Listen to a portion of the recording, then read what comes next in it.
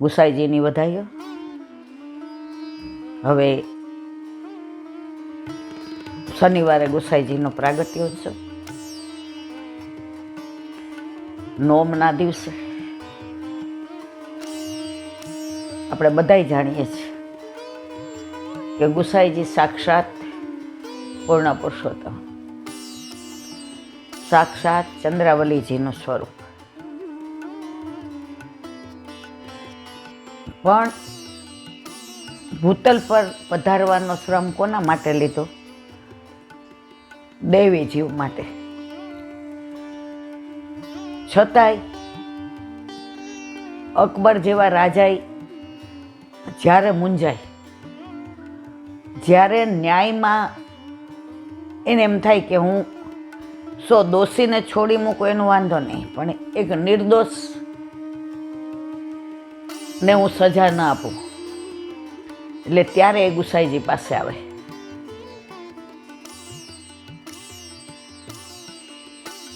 આ બધી વાર્તાઓ બધા જાણે, એટલે એનું વિવરણ નથી કરતી. પણ ઘણીવાર ઘણાને જીવનમાં એવી વ્યથા હોય. કાલે એક બેનનો, ગામનું નામ ન દેવાય, નાનું ગામ હોય એટલે ખબર પડી જાય, ફોન આવ્યો કે અમારી 7 પેઢીમાં કોઈ બ્રહ્મ સંબંધી નહીં, કે કોઈ ઠાકોરજી પધરાવેલા નહીં. હવે ઈલા આંટી, અમારે બધા શંકર ભગવાન અને માતા મહાદેવમાં માને, અને મારા પિયરમાં એ છે, મારી સાસરીમાં એ છે, એટલે બટ નેચરલ છે કે હું પણ એ જ કરતી હતી. હવે આ સત્સંગ સાંભળી 2-3 મહિના મને એમ થયું કે ના, હું તો કૃષ્ણની છું, હું ક્યાં અહીંયા આવી ગઈ. એ બેન બરવાડા ઘેલાસાની બાજુમાં ભીમનાથ મહાદેવ છે. એને એનામાં એટલી બધી શ્રદ્ધા, એ કૈલાબેન, મારા દરેક શ્વાસમાં મારા ભીમનાથ દાદા હોય, અને મને એમ થાય કે ત્યાં દર્શન કરવા ના જાઉં ત્યાં સુધી હું આમ વિહવળ થઈ જાઉં. હવે આ સત્સંગ સાંભળતા સાંભળતા હું દ્વિધામાં પડી કે હવે મારે શું કરવું. મને કૃષ્ણ વાલો લાગવા માંડ્યો છે, મને કૃષ્ણ ગમે છે, મને કૃષ્ણના જ વિચારો આવે છે, મને કૃષ્ણની લીલા ગમે છે. મેં વ્રજ જોયું નથી, પણ હું કલ્પનામાં રોજ વ્રજને લાવું છું. હવે ધીમે ધીમે એવું થયું કે મારો ક્રમ ભીમનાથ દાદાને ત્યાં જવાનો ઓછો થઈ ગયો. મને મનમાં એમ થાય કે હું કરું છું એ બરાબર છે. એક દિવસ મન વ્યગ્ર થયું, ચાલતી ગઈ એકલી, ભીમનાથ દાદાને દર્શન કર્યા. તો મને એ એમ જાણે ફીલ કરાવતા હતા કે તું આટલી બધી ગભરાય જ કેમ, આટલી બધી મૂંઝાય જ કેમ, તને મારામાં અનન્ય ભક્તિ છે, હતી, પણ હવે નથી. તને મારી ભક્તિ કરવાનું ફળ મળી ગયું. કે ઈલાબેન સમજાય નહીં જાણે મને. એટલે પછી હું ત્યાં બેઠી. આજની તારીખમાં શિવ મહિમન સ્તોત્ર ને બધું મને મોઢે કડકડાટ. ત્યાં હું બેઠી, આટલા વર્ષોથી શિવ મહિમન સ્તોત્ર બોલું. ક્યાંય હોય તો બધા એમ જ કે તમે બોલાવો, અને એટલા સરસ ઉચ્ચાર અને એટલું સરસ સમજાવવું. એ દિવસે મારાથી શિવ મહિમન સ્તોત્રમાં ભૂલ જ પડે, હું બોલી જ ના શકું. પાછી શરૂ કરું, પાછી અટકી જાઉં. ભીમનાથ દાદા મારી સામે મુસ્કુરાયા. ગાંડી ગોપી, તે મારી આટલી ભક્તિ કરીને તો હું તો મોક્ષ આપવા વાળો છું, મુક્તિ આપવા વાળો છું. હું કઈ ભક્તિ આપવા વાળો નથી. અને હું જેની ભક્તિ કરું છું, જે મારો હૃદયમાં બિરાજેલો આરાધ્ય દેવ છે કૃષ્ણ, જ્યાં હું તને આશીર્વાદ આપું છું કે હું જેને પ્રેમ કરું છું એને તું પ્રેમ કર. તને મેં મારી અનન્યતાનું ફળ આજે આપી દીધું. મારી આંખમાં અશ્રુ આવી ગયા કે મને આ ફીલ થાય છે કે હું ખરેખર મહેસૂસ કરું છું. બેઠી રહી કલાક સુધી. પછી કે તું શું કામ આટલી બધી મૂંઝાય છે? તને મન થાય ત્યારે મને મળવા આવજે. તું જય શ્રી કૃષ્ણ કહીશ તો સૌથી વધુ રાજી હું થઈશ. કારણ જેને પ્રેમ કરતા હોઈએ એની યાદ કોઈ અપાવે તો આપણે એને યાદ કરતા હોઈએ એના કરતાં જે યાદ અપાવવા વાળા છે ને એ આપણને વધુ વાલા લાગે. લૌકિકમાં આપણે અત્યારે તો હવે બધું ખુલ્લું થઈ ગયું, હવે પ્રેમ જેવું જ નથી રહ્યું. પ્રેમ આપણા વખતમાં થતો હતો કે વ્યક્ત કરતા વર્ષો વીતી જતા હતા, કઈ નહોતા શકતા. હવે જેને પ્રેમ કરતા હોઈએ એને લજ્જા, મર્યાદા, શરમ, નેજા એટલી બધી હોય કે આપણે કહી ન શકીએ. આઈ લવ યુ બોલવાનો તો સવાલ જ ઊભો નથી થતો. હવે સામેવાળા એવો ફીલ કરતા હોય, હવે એ કહી શકે નહીં કારણ શરમ, લજ્જા. વચ્ચેની વ્યક્તિ હોય જે મારી બેનપણી હોય, જેને તમે ઓળખતા હો, તમે એની પાસે કેવડાવો કે મારા હૃદયમાં આ ભાવ છે, તો મને મારા કરતાં પણ એ સખી વાલી લાગે, એ દૂતી વાલી લાગે. કારણ મને જે જોઈતું હતું, હું જેને પામવા માંગતી હતી, હું જેના માટે તરસતી હતી, હું જે નહોતી કહી શકતી, હું જેનાથી વંચિત હતી, એ મારા મનની મનોભાવના એ સખી આવીને કીધું તો કોણ વાલું લાગે? તો શંકર ભગવાન કહે છે કે તું મારી પાસે આવતી હતી, તું એવું માનતી હતી કે તું મારી છે, પણ મને આ લીલાની ખબર હતી. કારણ કૃષ્ણ મારો આરાધ્ય છે, કૃષ્ણ મારું સર્વસ્વ છે. અરે સમુદ્ર મંથન વખતે ઝેર નીકળ્યું ને વિષ, મેં મારા કૃષ્ણને નથી પીવા દીધું, મેં પીધું જ. બહાર કાઢું તો દુનિયામાં વિષ વ્યાપી જાય, અંદર જવા દઉં તો મારો આરાધ્ય અંદર બિરાજે છે.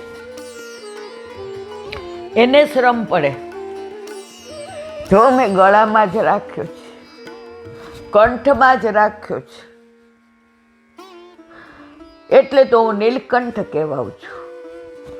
એવા આરાધ્યની તું ગોપી છો, એવા આરાધ્યની તું સખી છો, એવો આરાધ્ય તને પ્રેમ કરે છે. તું બરાબર રસ્તે છે, તું જરાય ચિંતા કરવા, તું ત્યાં જ જા.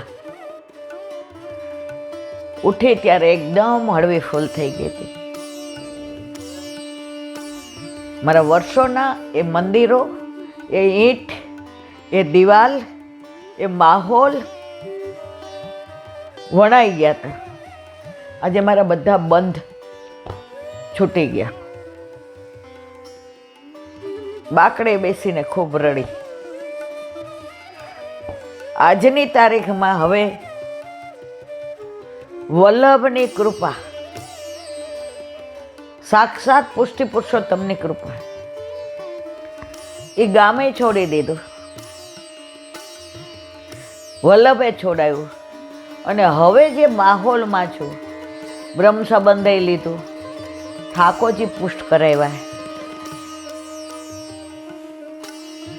અને હું જે આનંદ કરું છું ઈલાબેન, હું પરમાનંદ કરું છું.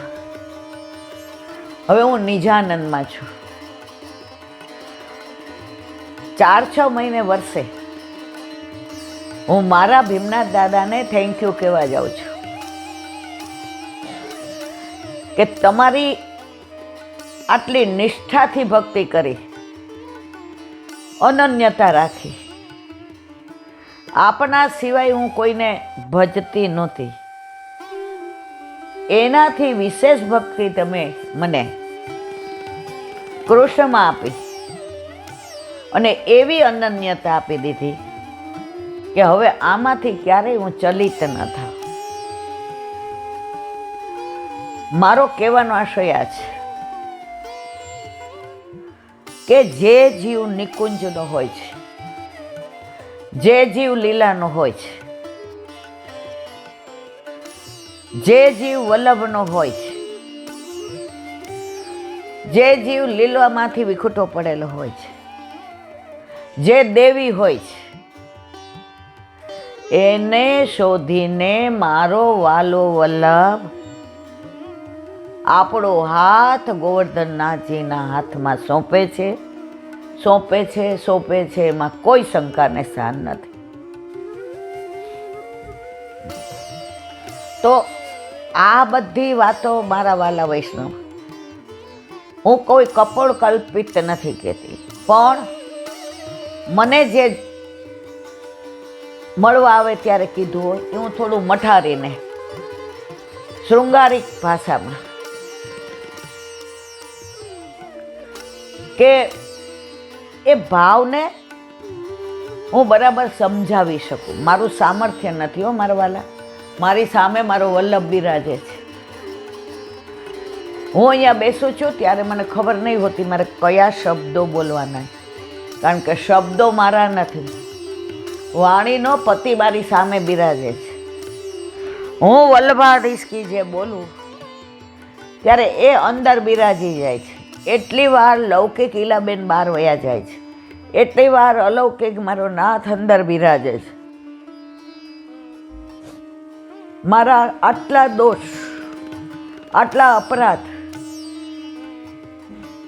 એ બધાને ભૂલી, માફ કરી અને આ વાણીનું દાન આપ્યું છે. ઘણા એટલો બધો અહોભાવ મારા દર્શાવે. મારા વાલા, આ અહોભાવની લાયકાત તમારી છે જ નહીં. ઘણાય બારગામથી ફોન આવે, ઇલાંટી 3 દિવસ અહીંયા આવો ને, અમે 500 વૈષ્ણવ ત્યાં આવીએ, ના કરતાં તમે અમે તમને લેવાની, મૂકવાની, રહેવાની વ્યવસ્થા કરી દઈએ.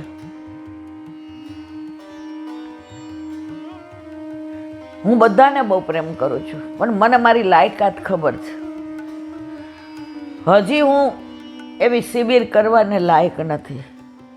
હજી મારામાં કોઈ એવું જ્ઞાન નથી. હજી હું એવું બધું બોલી નથી શકતી. હું નથી શાસ્ત્રીજી, કે નથી વલ્લભ, હું તો એ બધાના અધરામૃત પીઉં છું અને કણકો તમને પીરસું છું. તો લગભગ સાંજે 5 થી 6 વૈષ્ણવ આવે. કોઈ અમેરિકાથી મળવા આવ્યું હોય, કોઈ હમણાં ઓલા બેન ક્યાંથી આવે હતા, ન્યૂઝીલેન્ડથી.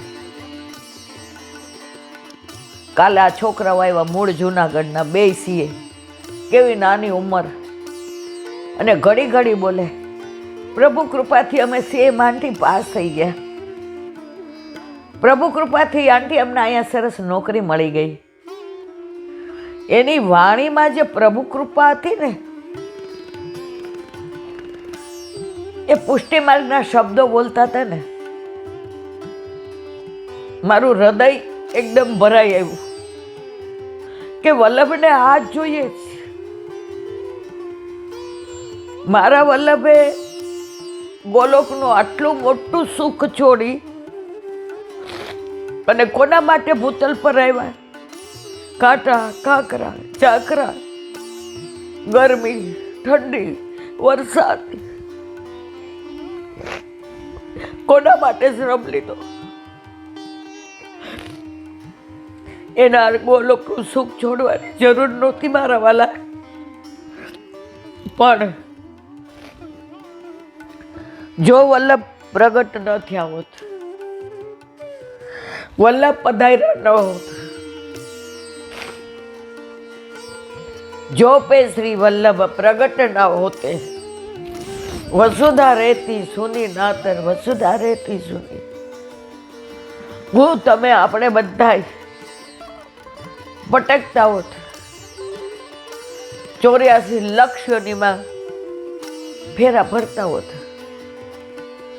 પણ વલ્લભે આ 84 લાખ ફેરા આપણી સાથે વિવાહ કરી. બારસના દિવસે આપણે હોલમાં સપ્તપદી વાંચીએ છીએ. 7 ફેરા ગોવર્ધનનાથજીની સાથે બ્રહ્મ સંબંધ દઈ 7 ફેરા આપણી યારે ફરી અને કરોડો જન્મથી જે 84 લાખ ફેરામાં અટવાતા હતા, એ વલ્લભે 7 ફેરામાં આપણને શરણે લઈ અને કહ્યું, તું મારી અનન્યતા રાખ, તું અન્યાશ્રય ના કર, તારી બધી જવાબદારી મારી. અને મારા વાલા, આપણે પ્રતીતિ કરીએ છો કે બધી જવાબદારી એ લે છે, એમાં કોઈ શંકાને સ્થાન નથી.